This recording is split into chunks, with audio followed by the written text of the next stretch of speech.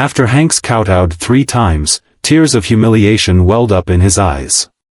But he didn't dare to make a mistake at this moment, knowing that Grandma must be deeply dissatisfied with him now. At this point, he couldn't afford to say anything that would anger her further. Mrs. Washington saw that Hanks had kowtowed and admitted his mistake, and she felt a bit more relaxed.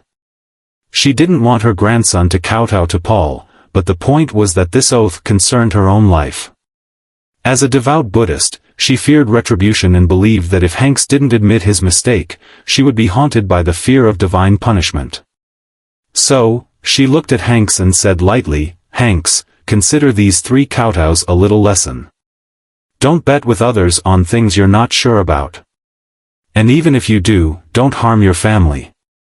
Hanks, with a sad face, replied, "Grandma, I understand. I won't dare to do it again."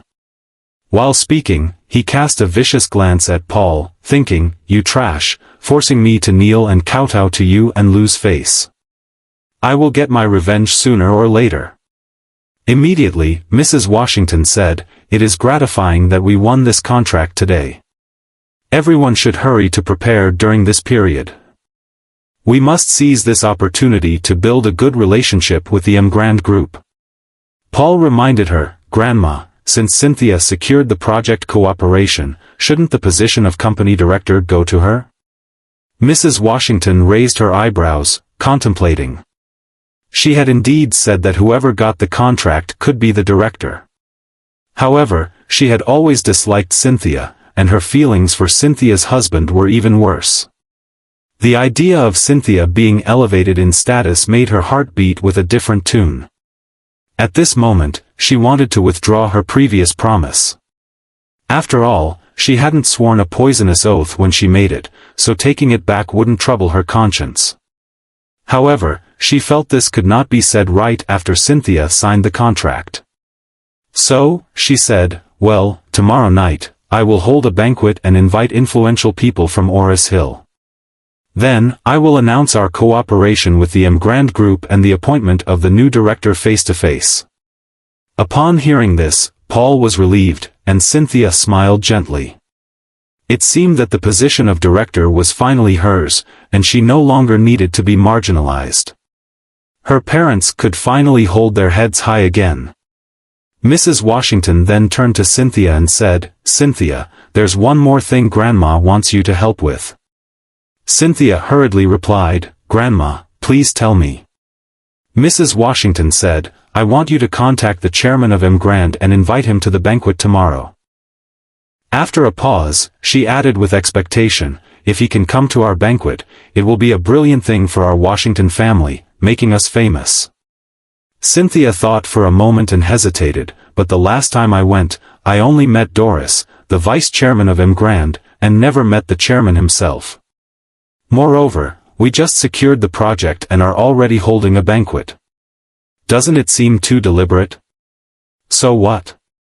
I want to tell everyone in Oris Hill that we are now allied with Emgrand. Our Washington family will rise." Mrs. Washington continued, "Even if the chairman doesn't want to come, it's okay to invite Doris. She is the number 2 figure at Emgrand Group, and having her at our banquet would also give us a lot of face." Mrs. Washington was already excited. The thought of big clans and families who had previously overlooked the Washington family now having to depend on them filled her with enthusiasm. She believed that under her leadership, the Washington family would become even more brilliant. Cynthia, after a moment of contemplation, hesitated before replying, "I understand. I will try." "It's not a try. You must invite them," Mrs. Washington insisted. Cynthia nodded lightly and then quietly asked Paul, "What should I do? What if the chairman of Emgrand doesn't come? What if Doris is unwilling to come?" Paul laughed and said, "Just try. Don't you have Doris's phone number? Maybe she'll agree as soon as you call." The Washington family would hold a banquet, not only to showcase their strength but also to announce Cynthia's promotion. Paul thought, having my wife promoted to director isn't bad at all. At this time, Cynthia didn't know that her husband was the chairman of the Emgrand Group. She sighed. The chairman of Grand is said to be the young master of the Eastcliff family. How can he come to our banquet? Paul smiled and said, I don't think that's necessary. Maybe he's just like me, always at home with his wife, cooking and washing clothes. Cynthia was annoyed and said, Do you think everyone is like you? Paul nodded, Yes, it's very likely the boss of Grand is just like me. Cynthia rolled her eyes and said softly, Cut it out. How could that be possible? Knowing that Paul was joking, Cynthia didn't care, stepped aside, and dialed Doris's phone. Soon, the call was connected. Doris's pleasant voice came across, Cynthia, hello. Hello, Miss Doris, I have something, I want to ask you for help. Cynthia said embarrassedly. Well, say it. Doris agreed. Cynthia organized a few words, took a deep breath, and said courageously, I want to ask if the chairman is free tomorrow night. We want to hold a banquet at home and officially announce the cooperation with Grand. I hope the chairman can appreciate it and bless us with his presence. Doris was silent for a while, then replied, Cynthia, I can't do this, or else, I can help you ask the chairman's opinion. Cynthia respectfully said, Thank you, then I will trouble you. After hanging up the phone, Cynthia held the phone in some anxiety, waiting for news from the other party. At this moment, Paul's cell phone rang suddenly. Paul was taken aback, and then he scolded himself in his heart. He forgot to mute the phone. It must be Doris who called to ask his opinion. Paul answered the phone with a calm expression on his face, and said, Yeah. Doris's voice came from the other side, Chairman, the Washington family is going to hold a banquet tomorrow night. Would you like to go there? Paul replied, Oh, that's it, it's okay, I'll be fine. Just hang up. After that, Paul hung up the phone quickly, and then mumbled, This sales promotion is really annoying. Cynthia didn't doubt anything, but shortly afterward, her mobile phone rang again. Doris's voice came over again, Cynthia, our chairman has agreed, and will pass by then. Really, that's great, thank you for your help, and thanks to the chairman for agreeing. Cynthia was suddenly very excited. She did not expect that the other party would actually agree to it. Cynthia hurriedly said to Mrs. Washington, Grandma. The chairman of the Grand group has already agreed. Really? Mrs. Washington was suddenly excited. After that, she immediately said to the Washington family present, Go and prepare for me. Order the best hotel, order the best meals and drinks, and prepare to welcome the Grand chairman. In addition, inform all the big companies in the city and invite them to our banquet. Tell them that the Grand chairman will appreciate their presence. Immediately afterwards, the entire Washington family became busy. Everyone was extremely excited, constantly contacting various partners and the upper-class figures of Oris Hill City. This is undoubtedly a blockbuster. For a time, the entire Oris Hill City learned of this news. The mysterious new chairman of the Grand group will soon appear at the Washington's banquet tomorrow.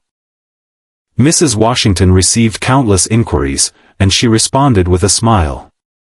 She is so happy today, because as soon as the banquet is over tomorrow, the Washington family will definitely become Oris Hill's hottest family. Thinking of this, she smiled excitedly and said, Okay, come here today and start preparing for tomorrow's banquet, the meeting is over. At the end of the meeting, Mrs. Washington returned to her office. Hanks rolled his eyes and followed closely. Grandma, are you really going to give Cynthia the position of director? When he walked to a place where there was no one, Hanks couldn't help but speak directly.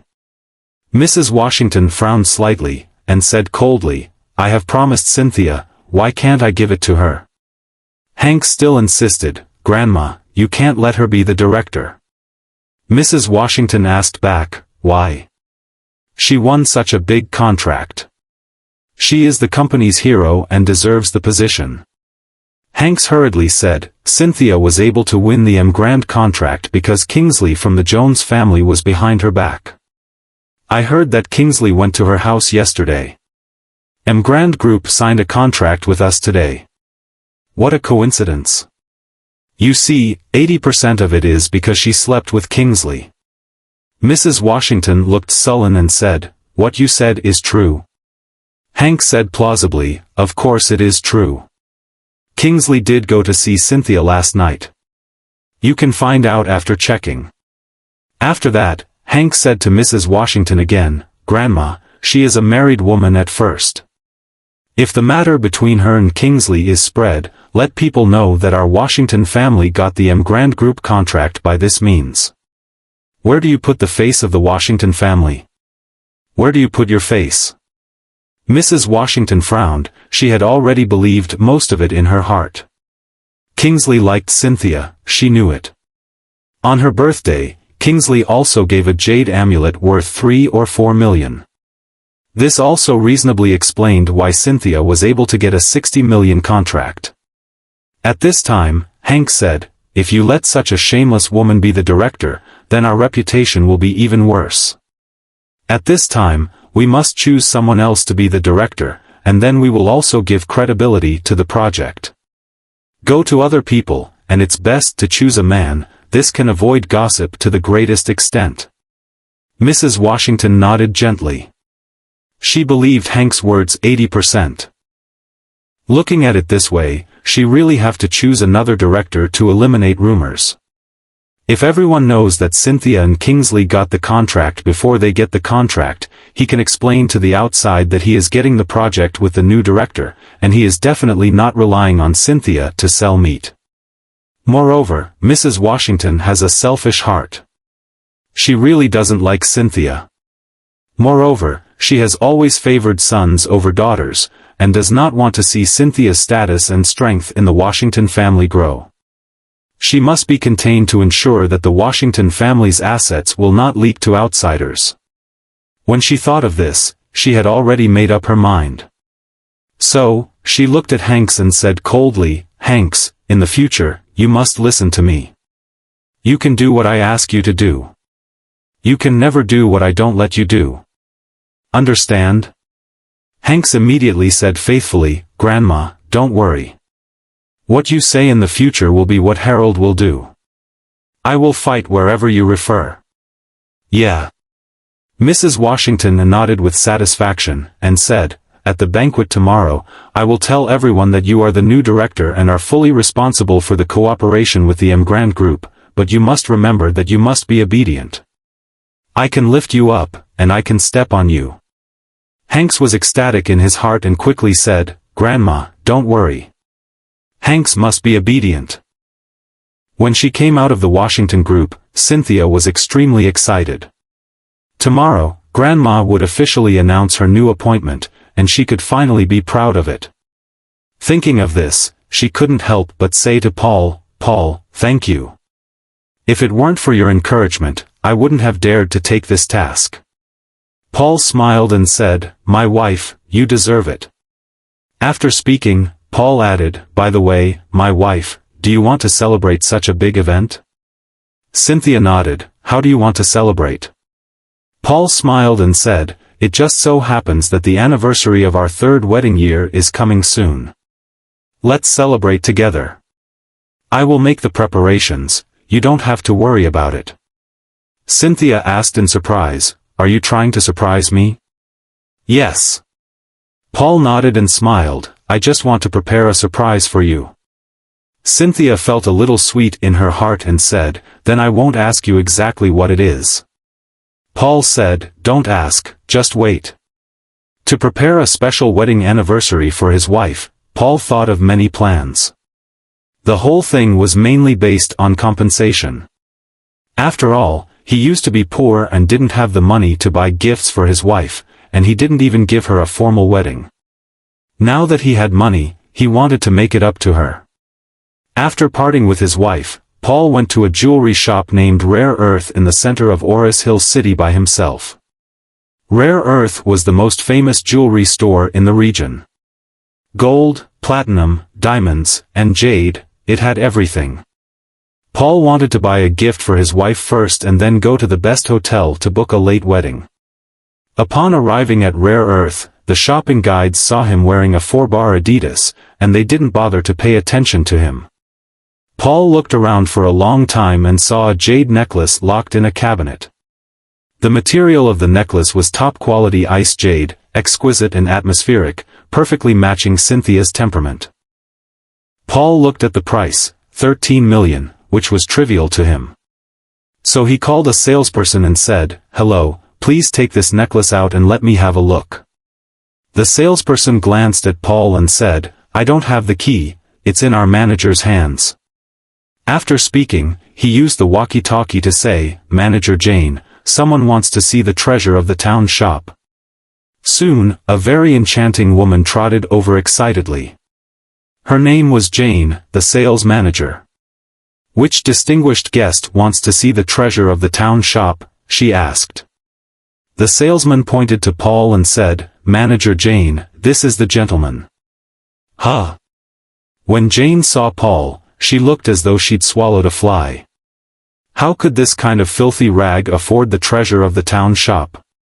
She immediately said to the male shopping guide, "Lou, are you kidding me?" The salesperson responded, "No, this gentleman really wants to see the treasure of the town shop." Jane scolded, "Can this kind of filthy rag afford the treasure of the town shop?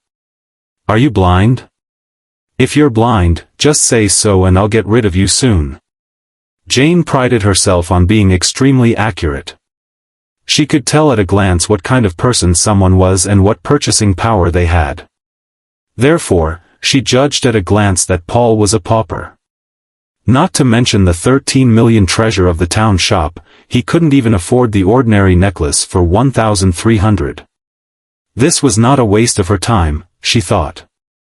The male shopping guide dared not speak out, so Paul frowned and asked, "Do you not open the door to do business? I want to see this necklace." "What's the problem?" Jane sneered, "We open the door to do business, but not with worthless people. If you can't afford it, don't bother." Paul frowned and said, "With which eye do you see that I can't afford it?" Jane said disdainfully, "This jade is worth tens of millions. What can you afford? I know, you just want me to take a picture of you with it to post on your social media, right?" As she spoke, Jane wrapped her arms around her chest, her face full of contempt. Hearing that the jade was worth tens of millions, many people around pointed and spoke with contempt. This kind of person is really shameless. He can't afford it but wants to look at it. What's the point? That's it. With that outfit, how can he be worthy of such a precious jade? I tell you, there are too many people fooling around nowadays. Paul glanced at Jane at the counter and saw her sneering at him with disdain. He had already decided to teach this low-minded woman a lesson. So he took out his phone and dialed Stephen Thompson's number. "Come to Rare Earth. Bring me 13 million in cash. I want to see it in 10 minutes. "No problem, master. I'll be there." Jane curled her mouth and smiled, still addicted to acting. "Huh? You have 13 million in cash? I've never seen so much cash in my life. I hope you can open my eyes. Don't you know, you need to make an appointment with the bank for more than 10 million in cash?" "Ha ha ha, you're so funny." Paul nodded and said, "Since you haven't seen so much cash, you'll see it soon."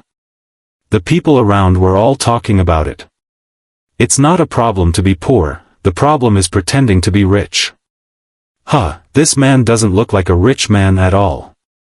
If he can give out 300,000, I'll call him my father. I just want to see what 13 million in cash looks like. Listening to everyone on her side, Jane couldn't help but smile. She thought, let's see how this poor ghost ends up. A few minutes later, several Rolls-Royces suddenly stopped at the entrance of Rare Earth. Then, from the front cars, 8 bodyguards in black suits descended.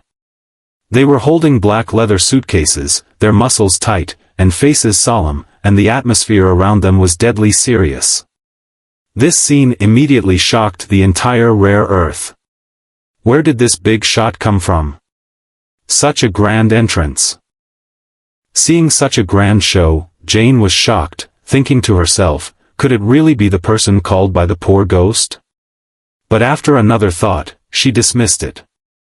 How could it be possible? The poor ghost couldn't possibly know such a powerful figure. Stephen Thompson got out of the third Rolls-Royce and walked into Rare Earth. Jane quickly got up to greet him, but Stephen Thompson didn't even glance at her and went straight to Paul. "Master, I am here, and I have brought the money," Stephen Thompson said.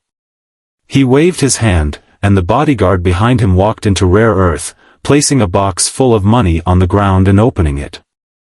It was densely packed with cash. The people around gasped in shock. Damn! This filthy rag, oh no, this person was actually telling the truth. Damn, what kind of big shot is he? Many people took out their phones to record videos, not wanting to miss such a shocking scene. However, Stephen Thompson's bodyguards cleared everyone out immediately, and they could only capture the back of Paul's head. Paul pointed to the cash on the floor and asked Jane, "Have you seen so much money? Have you seen it now?" Jane, frightened, nodded, "I see it, I see it." Paul turned to Stephen Thompson and said, "I want to see the manager of this store." Stephen Thompson nodded, took out his cell phone, and after searching for a moment, made a call. As soon as the call connected, he cursed into the phone, "You bastard, I am Stephen Thompson. I am at Rare Earth now. You have 1 minute to get down here immediately. Otherwise, I will have my boys burn this rare earth and break your legs." Jane's face turned pale, and her eyes were filled with fear as she looked at Stephen Thompson. Is this person really so powerful? My boss is a big man in Oris Hill, respected and well-connected. Who dares to talk to him like this? Before a minute passed, a middle-aged fat man crawled out of the office. As soon as he saw Stephen Thompson, he rushed forward, saying, "Mr. Thompson, if I had known you were coming, I would have come to meet you immediately." Stephen Thompson slapped him in the face and furiously said, "You have a big attitude, and your clerk dares to neglect our young master. Are you tired of living?" Stephen Thompson knew the young master had been wronged a lot in the past 10 years. Seeing a clerk offend him made Stephen even more annoyed. The middle-aged fat man, shocked and trembling, turned to see Paul standing next to Stephen Thompson. Though Paul looked ordinary, he was the young master of Stephen Thompson's boss's family. In fright, the fat man quickly apologized, "Master, I am so sorry. I apologize." Then he turned, full of anger, and yelled, "Which blind fool offended the young master? Show yourself." All eyes turned to Jane. Jane tried to shrink back, but the middle-aged fat man rushed up, grabbed her by the collar, and slapped her, cursing, "You fool! How dare you offend the young master? Are you blind?" Jane fell to the ground, crying, "Boss, I'm sorry. I was blind. Please spare me this time." "Spare you?" The middle-aged fat man grabbed her hair, pulling her face up and hitting her repeatedly. "You want to kill me? I'll kill you first." Jane's mouth was full of broken teeth, and her recently fixed nose was bleeding. She broke away, crying, and crawled to Paul, grabbing his leg and pleading, "Mr. Wade, I know I was wrong. I'll never look down on people again. Please forgive me." Paul said coldly, "Do it yourself." Seeing Jane grabbing Paul's leg, the middle-aged fat man ran over, kicked her in the head, and cursed, "You dare touch the young master's leg? I'll kill you." Jane became unconscious after the kick. The middle-aged fat man instructed the security guards, "Throw this trash into the waste bin behind the shop." "Yes, boss." The security guards took the unconscious Jane away. Paul said to the middle-aged fat man, "My wife likes that jade. Please wrap it up for me." The middle-aged fat man quickly nodded, "Okay, I'll wrap it up for you." Paul handed over a premium card, saying, "Swipe this card." Then he added to Stephen Thompson, "You can take the cash back." The middle-aged fat man hurriedly said, "Mr. Wade, please take this jade as a gift from me." Paul responded, "I don't need you to do that." The middle-aged fat man insisted, "Mr. Wade, please accept it as a token of my apology." Stephen Thompson added, "Mr. Wade, since he is offering it as a plea, please accept it. Otherwise, he won't be able to sleep at night." Paul hesitated for a moment, then nodded gently, "Okay, then I thank you." Seeing Paul accept the jade necklace, the fat man sighed in relief, afraid of Stephen Thompson's wrath. Stephen Thompson then asked Paul, "Mr. Wade, do you want me to send you off?" "No," Paul waved his hand. "Where is the back door?" "I'll go by myself." The onlookers were amazed. Several Rolls-Royces brought $13 million in cash just to buy a piece of jade. In the end, the boss of Rare Earth didn't even dare to take the money. What kind of origin does that humble young man have? Many people uploaded the video online, and it became viral.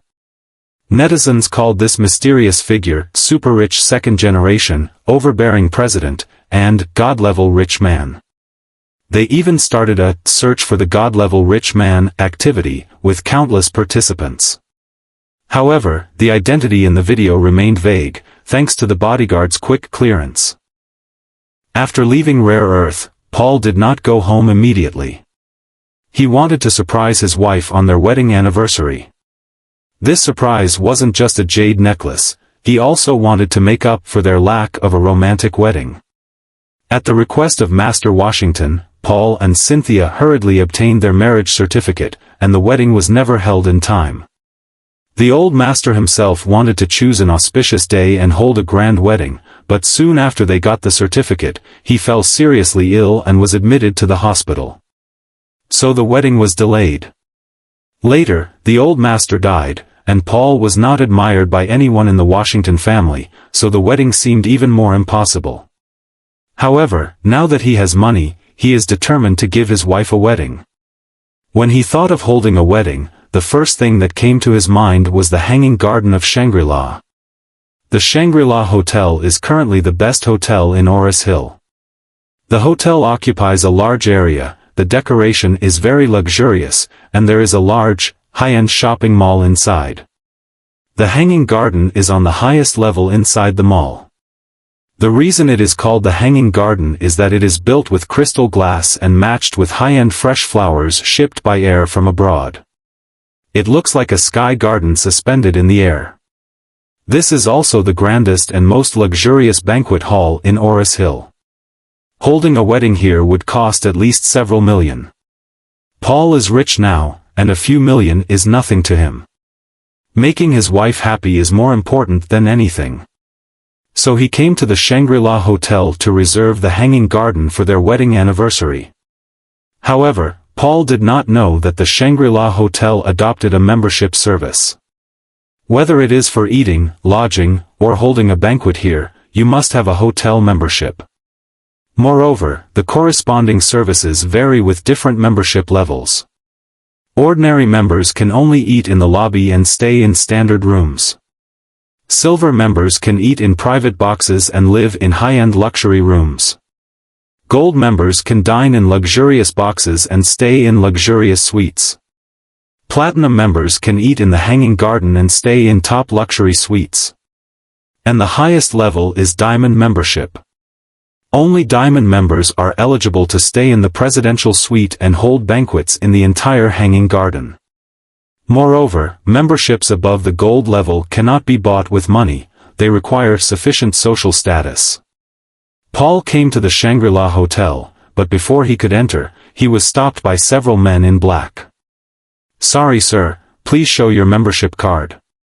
Paul's clothes were not worth $200, which was extremely noticeable compared to the luxurious guests. Paul hurriedly said, "I want to speak to your account manager about a reservation." The other man coldly replied, "Sorry, you can't enter without a membership card." Paul asked, "Can I apply for a membership card now?"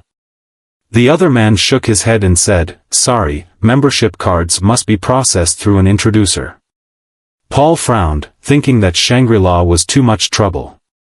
When he didn't know what to do, he suddenly remembered that a college classmate named Sabrina Lee, who seemed to be working at Shangri-La, could help. So he immediately took out his mobile phone and called Sabrina. After explaining that he wanted to apply for a membership card, Sabrina immediately said, "Class monitor Wade, leave it to me. I will come there." Paul hurriedly thanked her. Even though they had only been university classmates with Sabrina for a year, there was still some friendship between them, and he must repay Sabrina's favor in the future. "Oh, class monitor Wade." A few minutes later, a woman's exclamation suddenly came from inside the hotel door. Lifting his head, Paul saw a very stylish woman wearing Gucci clothes, heavy makeup, wriggling out of the hotel. Sabrina? Her changes are really big enough. He almost didn't recognize her. Seeing the glamorous woman, the two black-clothed security guards at the door hurriedly bent over and called respectfully, "Manager Sabrina." Paul said in surprise, "Sabrina, I haven't seen you in a few years, you are now the team leader at Shangri-La, really amazing." Sabrina smiled and said, "Class monitor, you are too polite. I am actually just a team leader in the personnel department and can only be regarded as a small, middle-level employee at Shangri-La." Paul exclaimed from the bottom of his heart, "That's already very impressive. I heard that Shangri-La's management is very demanding. You are really amazing."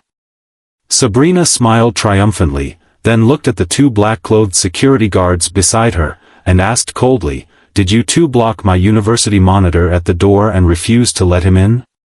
The two looked at each other, and one of them hurriedly said, "I'm sorry, Leader Sabrina, we didn't know this is your university classmate. He doesn't have a membership card, and we were just following hotel regulations." Sabrina snorted coldly, "The rules are dead, and people are alive. Don't you understand that?" Paul thought Sabrina was going to punish them for this and hurriedly said, "Sabrina, don't make it difficult for them, they were just following the rules." Looking at Paul, Sabrina suddenly laughed. At the same time, she changed her expression and sarcastically said, "Class monitor Wade, do you take yourself too seriously? Do you really think I would make it difficult for my subordinates for you?" Paul frowned. "Sabrina, what do you mean?" "What do I mean?"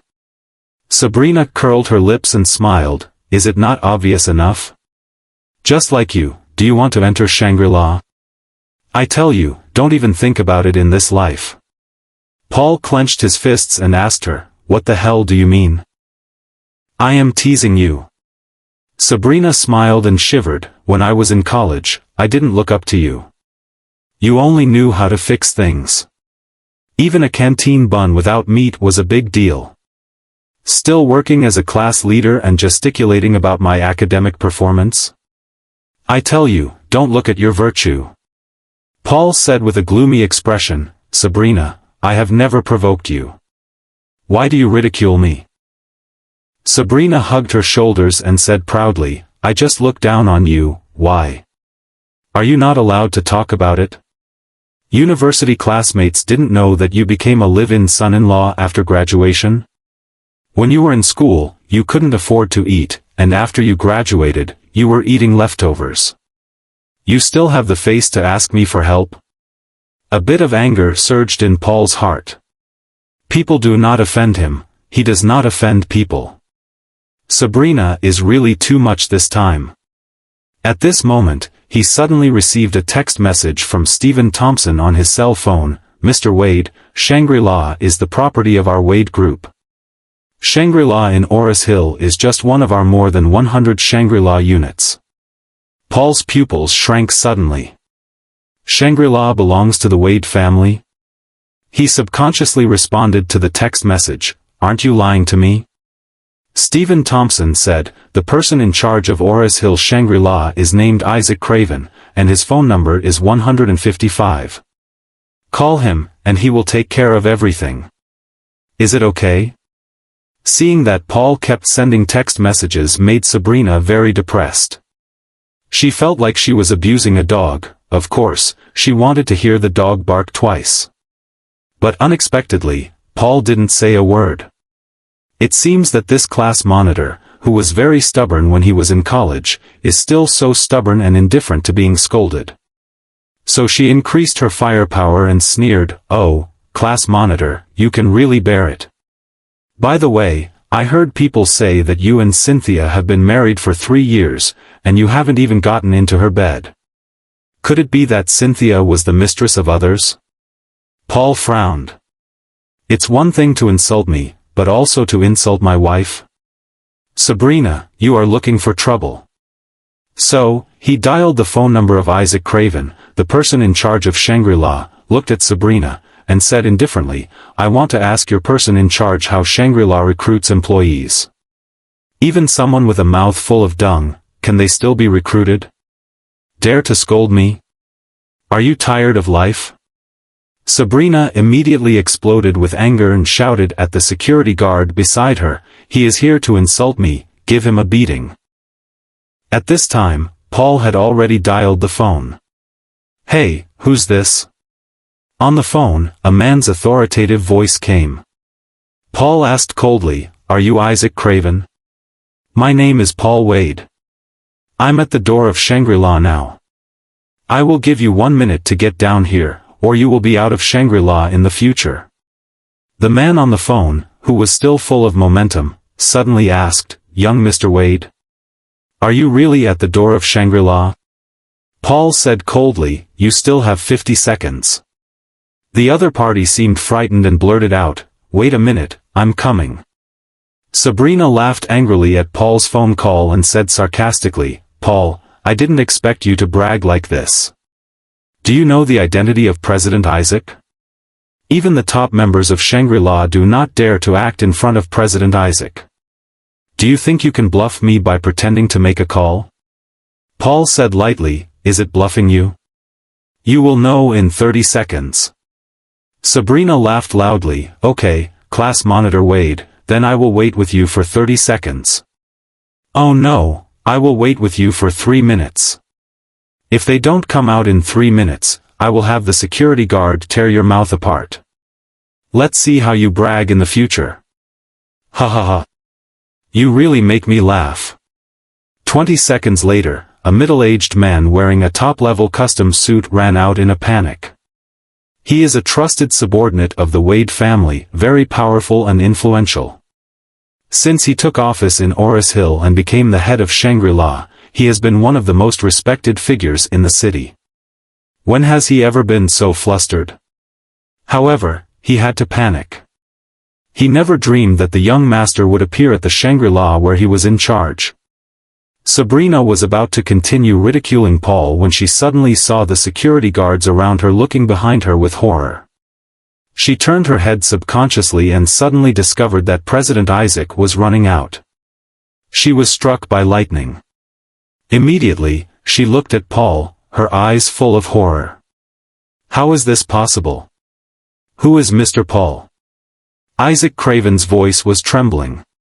The people were stunned. Mr. Isaac, who could cause earthquakes in Oris Hill with a mere stomp, was panicking at this moment. Paul said at this moment, "I am." Isaac Craven rushed to the front immediately, bowed, and said, "Master." Before he finished speaking, Paul immediately said, "Mr. Isaac, don't say anything unnecessary." When Isaac Craven heard this, his whole body trembled in shock. "Damn, I am a foolish dog. The young master's identity must remain highly confidential, and I almost revealed it. If the young master blamed me for that, wouldn't I be finished?" So he hurriedly changed his address but still respectfully said, "Mr. Paul, welcome to Shangri-La. Please move to my office to talk." Sabrina was already frightened. She couldn't accept this reality, but it truly happened right before her eyes. What is Paul's origin? How can the boss of Shangri-La treat him with such respect? She ridiculed him just now, shouldn't he hold grudges? Thinking of this, Sabrina hurriedly changed into a flattering demeanor and said to Paul in a charming manner, "It's really an honor for our Shangri-La and my old classmates to come by, Mr. Paul."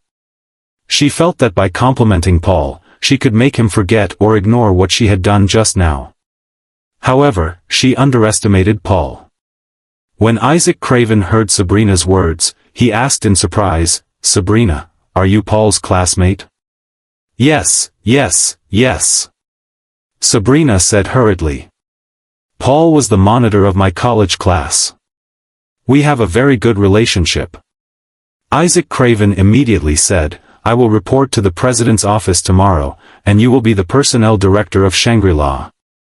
Promoting from team leader to personnel director involves at least 3 levels in Shangri-La, with remuneration more than 10 times higher. The position controls the fate of most employees, making it one of the executive roles. When Sabrina heard this, she was so excited she almost fainted. At this time, Paul said coldly, "Mr. Isaac, do you know what my relationship is with Sabrina?" Isaac Craven thought that Paul was dissatisfied with this arrangement and immediately said, "If Mr. Paul is not satisfied, then let Sabrina be promoted directly to vice president." Paul suddenly said, "Because I didn't have a membership card, I called Sabrina for help, but she humiliated me for no reason and even wanted security to beat me several times." "You actually want to promote her to vice president? What do you mean? Do you deliberately want to fight against me?" Hearing this, Isaac Craven felt cold. The flattering had backfired. Immediately, his eyes were full of anger when he looked at Sabrina. Then he slapped Sabrina's face fiercely and cursed, "You dared to offend Mr. Paul? Do you have the courage of a bear? Don't you want to live?" Sabrina was so frightened that she became weak, knelt on the ground, and kept kowtowing, crying, "Mr. Paul, I was wrong." Isaac Craven abruptly kicked Sabrina a few meters away and cursed, "You are a blind dog.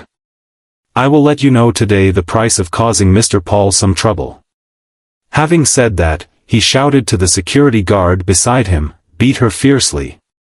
Beat her half to death, and then ruin her plastic face. Announce to all of Oris Hill that no company will dare to hire her in the future." Sabrina was so frightened that she hurriedly said, "President Isaac, I was wrong, please forgive me." Isaac Craven was furious and shouted, "Now you know you were wrong. Why did you do it? Can you even offend Mr. Wade? If it wasn't for Mr. Wade's face, I would kill you." Sabrina broke down and cried. She knelt on the ground and crawled all the way to Paul, kowtowing her head repeatedly, "Class Monitor Wade, I was wrong, I'm sorry.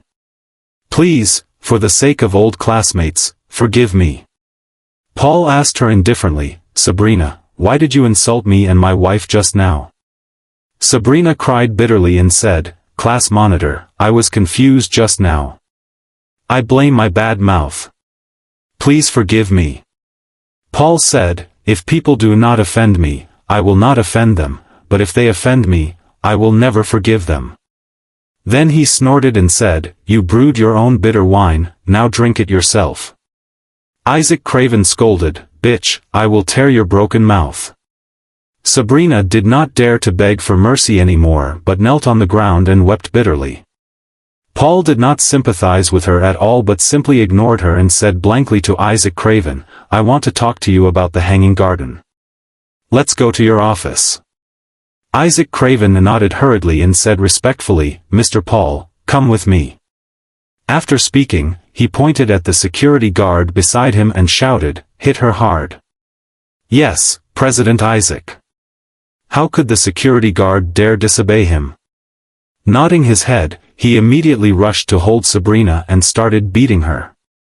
Sabrina kept wailing, but Paul completely ignored it. Under the guidance of Isaac Craven, who was nodding and bowing, he entered Shangri-La. As soon as he arrived at Isaac Craven's office, Paul went straight to the point, "A few days from now, it will be my wife's wedding anniversary.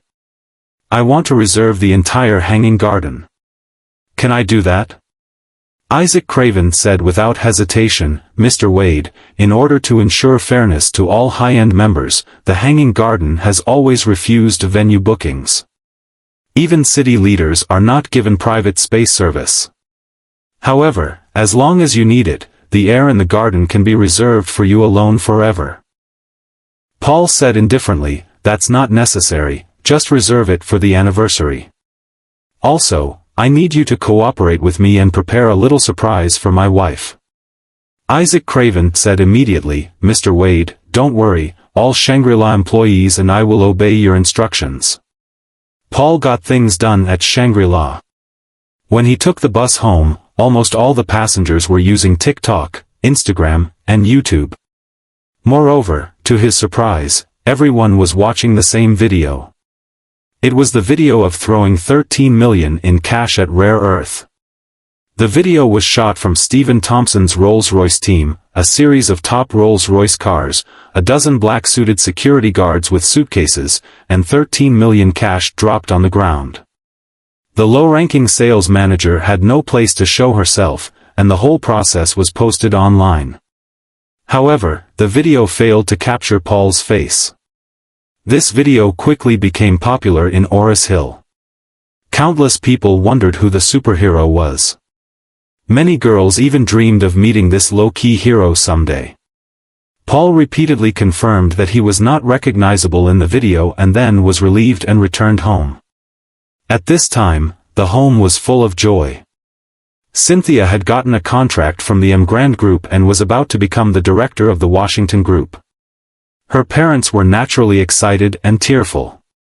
She had been looked down upon in the Washington family for so many years, now she could finally raise her head and be proud. When the father-in-law and mother-in-law were happy, seeing Paul was not as annoying as before. The mother-in-law said excitedly, "Oh, I'm so happy today, my daughter is really not an ordinary person." After finishing speaking, she looked at Paul again and said with a rare smile, "Paul, you can be considered a great inspiration for this matter. I won't let you cook today. Let's find a restaurant to have a meal." Cynthia smiled and said, "Then let's go to Kempinski to eat Western food." "It's too expensive," the mother-in-law blurted out. "That's not more than $1,000 per person." Cynthia smiled and said, "Mom, the director's salary is very high, with an annual salary of $1 million. "Oh," the mother-in-law applauded joyfully and happily said, "It's great, our family is finally promising." Then she added, "However, you must give at least 70% of your future salary to your mother. You young people don't understand the importance of financial management. Money is definitely more reliable with me than if you save it yourself." Cynthia nodded immediately and smiled, "Okay, Mom, I will give it to you every month. But let's agree, you can't always rebuke Paul in the future, saying things like how can he be your son-in-law." The mother-in-law immediately opened her eyes and smiled, "Okay. For the sake of your face, I will try to talk less about him in the future." Kingsley was sulking at home when a family of 4 went to Kempinski for dinner. He also saw the news from the Grand Group and was very depressed. He thought Cynthia would not be able to get the contract from the Grand Group without his help. He didn't expect that she would successfully win a contract of $60 million in the morning. He recalled that he had made a cruel remark at her house yesterday. Wasn't this for her face? Hanks also called to complain about it and said as soon as he opened his mouth, "Brother Kingsley, you are too interesting. I have been helping you create opportunities to chase my cousin, but you helped her win the cooperation of the Grand Group. Didn't you embarrass me?" Kingsley was also very innocent. "What the hell? I didn't help Cynthia." At this time, Hanks asked again, "Brother Kingsley, tell me the truth, did you sleep with my cousin?" Kingsley was too embarrassed to deny it. Saying that he had nothing to do with all of this would mean admitting that he was incompetent. So he said, "Yes, sorry Hanks, I will definitely compensate you if I have a chance in the future." "I knew it." Hanks sighed, and then hurriedly asked, "Brother Kingsley, my cousin should still be intact? She seems to have never let that rubbish touch her. You really hit the jackpot this time." Kingsley was delighted when he heard this. "Okay. Cynthia is still a virgin. Then he might as well declare to the public that she slept with him, to provoke the relationship between her and her husband." Thinking of this, he smiled and said to Hanks, "Hanks, your cousin was indeed still a virgin, and it was really cool to do it, ha ha ha. Hank said bitterly, then you can't ignore me from now on, brother Kingsley. Relax. Kingsley readily agreed. After hanging up Hank's phone, Kingsley's father called again. As soon as the phone was connected, he blurted out, Kingsley, something has happened. The Emgrand Group stopped all our cooperation.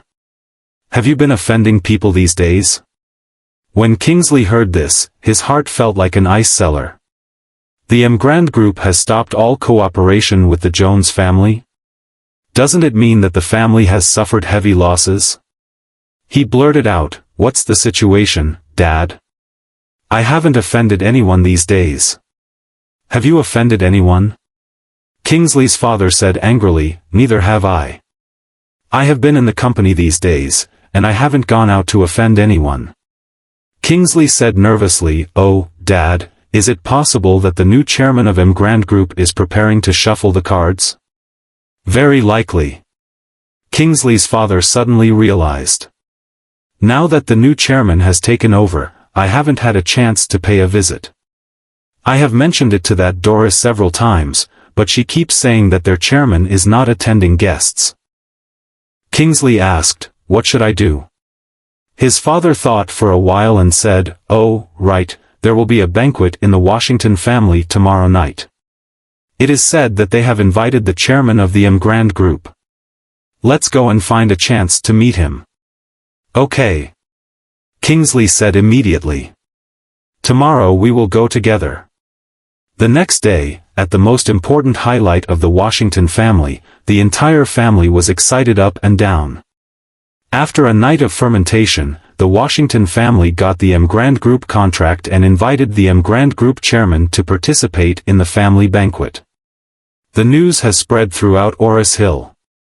For this banquet, Paul found his most expensive suit to put on and went to the hotel where the banquet was held. As soon as he arrived at the hotel entrance, Paul got out of the car and saw a Porsche suddenly brake and stop in front of him. Immediately afterwards, Kingsley, dressed in a designer suit and with meticulously combed hair, got out of the car. Soon, a receptionist came up and greeted Kingsley graciously. Kingsley obviously saw Paul too, with a trace of disdain in his eyes. He looked at him up and down and smiled, where did you find a copycat suit? The person wearing it looks like a dog. Paul asked calmly, what does it have to do with you? The corner of Kingsley's mouth curled up, with a bit of sarcasm on his face, and said, you have nothing to do with me, but your wife has something to do with me now. Paul frowned slightly and asked, what's the relationship? People around couldn't help but stop. Beginning last night, there was gossip in the circle. According to the news, Cynthia was able to win the Emgrand Group's cooperation entirely because she dedicated her life to Kingsley. Otherwise, with the strength of her and the Washington family, how could she win the Emgrand Group? Now it seems that this is really a sign. Kingsley saw the crowd gathered and said to Paul, what do you think was the reason Cynthia was able to win the cooperation in the first place? Paul looked at Kingsley and asked indifferently, because of what? Kingsley's mouth curled up and said, of course it's because of me. Cynthia is now my woman, so I tried my best to help her win the Emgrand cooperation. If you know, divorce her sooner, it's also considered adult beauty. Although everyone around had speculated, now that Kingsley said it bluntly, everyone could not help being surprised. Cynthia actually got the cooperation of Emgrand Group through sleeping with Kingsley. Because of you? Paul laughed instead of getting angry when he heard this and said, you are worthy too. I'm not worthy, are you worthy? Kingsley said with gloomy eyes, you are just rubbish. You can't even look after your own wife. It's too wrong for her to follow you in the first place. It's nice to follow me. I can give her what she wants. Paul's face turned cold. He lowered his voice and said, I will give you two choices. First, you will kneel down to Cynthia and apologize. In front of everyone, you will swallow what you have said. Second, I will completely bankrupt your family group if you disagree. Ha ha ha ha ha, are you kidding me? What kind of thing are you that will bankrupt our group? Kingsley laughed wildly and looked at Paul disdainfully, obviously not taking what he said seriously. Are you a mentally retarded daydreamer? What do you use to make my family group go bankrupt? Do you know what the market value of my family group is? Paul was expressionless, staring at Kingsley for a moment with a mentally retarded expression. He took out his phone at random and dialed Stephen Thompson. Within 3 minutes, I want to see Jones's group go bankrupt and liquidate its assets, and debts soar. In 3 minutes, letting a group with a market value of several billion go bankrupt is simply a pipe dream. Kingsley stared at Paul with a stern look and said, "Damn, you're so awesome. Do you think you are the superhero on the internet?" After that, Kingsley said coldly, "Rubbish, don't pretend. I also give you 2 choices. First, you will kneel down and apologize to me, and then divorce Cynthia immediately. Second, I will find a few people to completely abolish you from the face of the earth. Then, let you see me and Cynthia sweet and sweet with your own eyes, and you can choose yourself. I will give you 1 minute." Paul looked down at his phone and said, "You have 1 minute left. Are you sure you can't save it? Fuck off. You still have 30 seconds to think about it. If you don't kneel down, I will make you regret it forever." Kingsley said indifferently. 20 seconds. 10 seconds. 5 seconds. The time is up. Don't blame me for being cruel. It's you rubbish that you found yourself. Kingsley shook his collar, then waved to a few bodyguards, ready to take care of the rubbish first. But at this moment, Kingsley's cell phone rang suddenly. Kingsley was taken aback, saw his father calling, and quickly picked up. "Dad, I'm already at the party. Are you here?" On the phone, Kingsley's father snarled frantically, "You rubbish. Who on earth did you offend? What trouble did you cause? Now all shareholders are frantically dumping our group stock, and our stock has fallen by more than 90%. As he said this, his father roared again, "The bank suddenly came to ask for debt repayment. All the partners suddenly stopped cooperating with us and stopped settlement. Our capital chain has been broken. There is only one way out, bankruptcy and liquidation." Kingsley's face instantly turned pale as he listened to the voice from the phone, and cold sweat dripped from his forehead. "Our house is over. Completely over." Kingsley wanted to ask again. Suddenly, he heard the sound of a police siren on the opposite side of the mobile phone, followed by the sound of a door breaking, and the voice of the police asking his father to cooperate in the investigation. He was suddenly weak, and the phone fell to the ground, smashing to pieces. As soon as his legs softened, he knelt in front of Paul. The wind blew, and his body and heart were cold. Those bodyguards, seeing this picture, were all surprised and stopped stepping forward. Kingsley was extremely frightened and asked Paul in a low voice, "Who are you? You did it, right?" The crowd onlookers were also extremely surprised. Kingsley answered the call and suddenly knelt in front of the son-in-law of the Washington family. "What happened?" Paul looked down at him, bent over slightly, and said in a low voice, "I gave you the opportunity to choose, but you didn't choose the right one. I know that I was wrong. I apologize to you. Please, let me go. At first, I had nothing to do with you. I have never touched her. The Emgrand Group's cooperation is not my help. Those words I just said are all made up. I beg you, forgive me and my family." Kingsley kept apologizing. He couldn't even dream that a son-in-law of the Washington family would have such great energy. One phone call breaking his family. When he raised his head and looked at Paul's cheek, he only felt that this plain face was more terrifying than a demon. He can let his family go bankrupt within a few minutes. Such a character is not to be offended at all. Paul shook his head and said, "You should be satisfied because at least I will save your life. Otherwise, your whole family would be dead."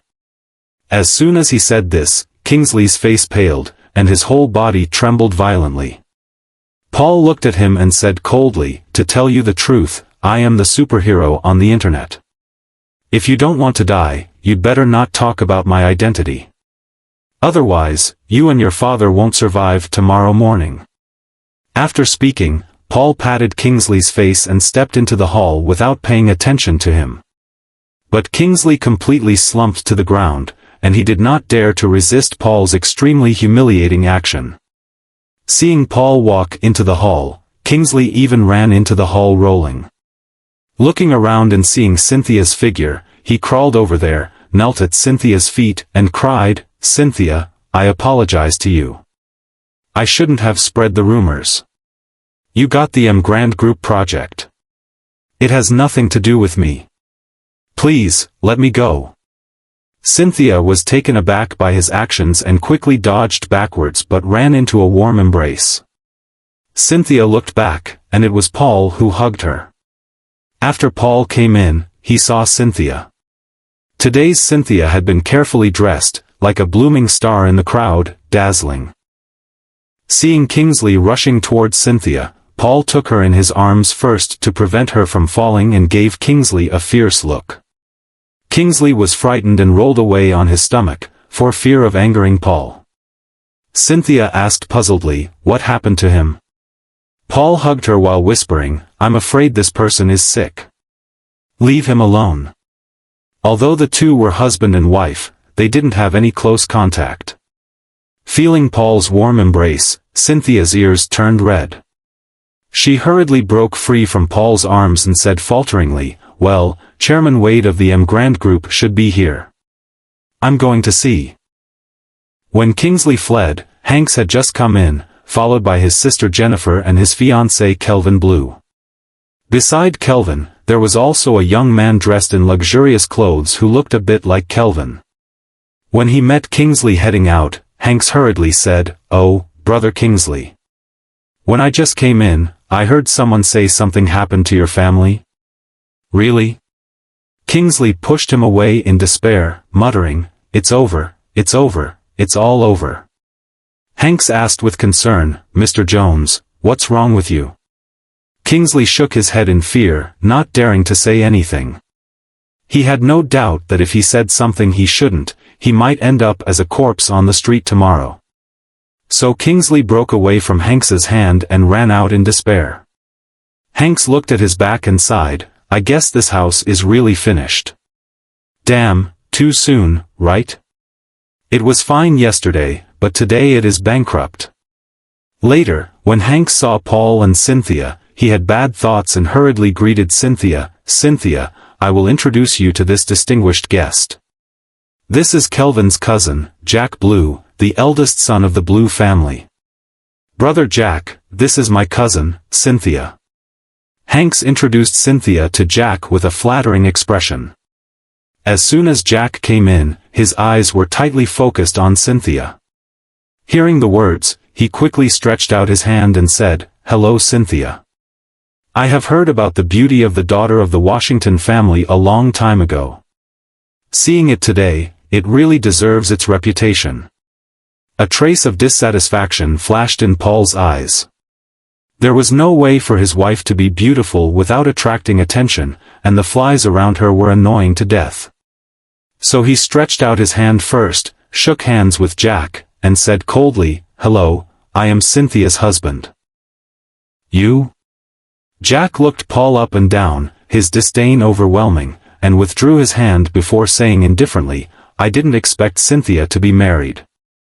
It's really a flower on the cow dung." Jennifer quickly explained on the side, "Brother Jack, this rubbish is imported into our Washington family. He has no job and no ability." After finishing, she deliberately winked at Jack and said, "Brother Jack, after I marry Kelvin, we will be considered family and must have more contact by then."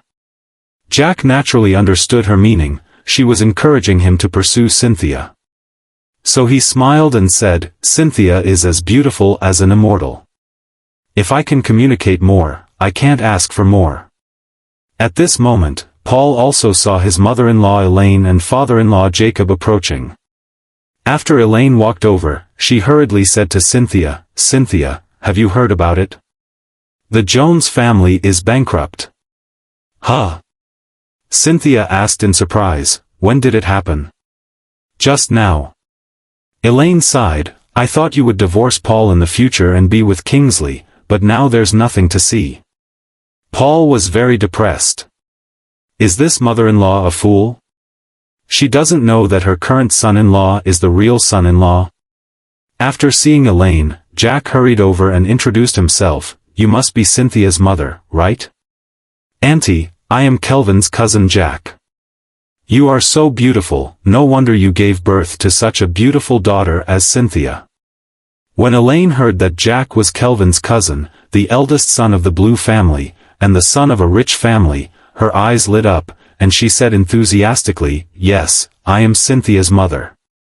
"Are you and Cynthia friends?" Jack nodded and smiled. "Kind of friends, but we just met today." Elaine was full of joy and quickly nodded and said, "Everyone, quickly find a place to sit. Don't stand, Mr. Blue. You young people should have more contact in the future." "Mom!"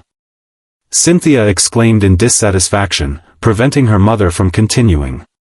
Elaine was about to say something, but Cynthia gave her a hand to remind everyone to pay attention to the stage. At this time, Mrs. Washington was already standing in the spotlight. She looked around with excitement before standing in front of the microphone and smilingly said, "First of all, on behalf of the Washington family, I welcome dear friends and partners to our banquet.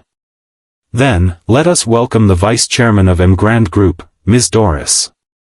The spotlight moved instantaneously, hitting the beam of light on the front seat. Wearing a black evening dress, Doris completely exposed her perfect figure to everyone's eyes.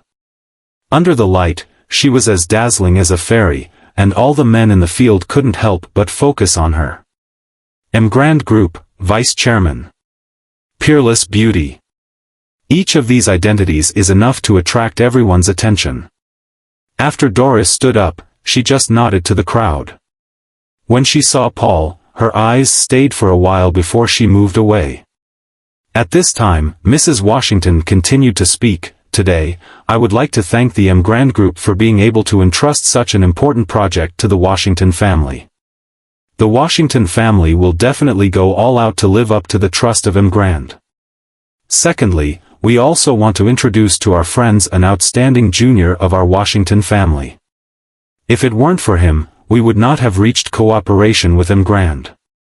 Moreover, after mutual consultation with our group, we decided to nominate him as the director of Washington Group, solely responsible for the cooperation with Grand Group." The mother-in-law Elaine said excitedly, "Oh, Cynthia. It's time for you to be on stage." Although Cynthia was ready to take the stage, she was still nervous. Paul immediately cast an encouraging look at her. Hanks looked at Cynthia, who was full of excitement, and couldn't help but show a sneer at the corner of his mouth. Mrs. Washington also looked at the table and spoke with a smile, "Let us welcome the new director of the Washington Group, Hanks." Cynthia's figure instantly froze in place. She looked to the side in disbelief and saw Hanks proudly stepping onto the stage.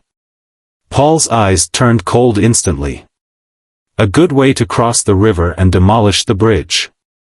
The Washington family, after using Cynthia, immediately abandoned her, not caring about her feelings at all.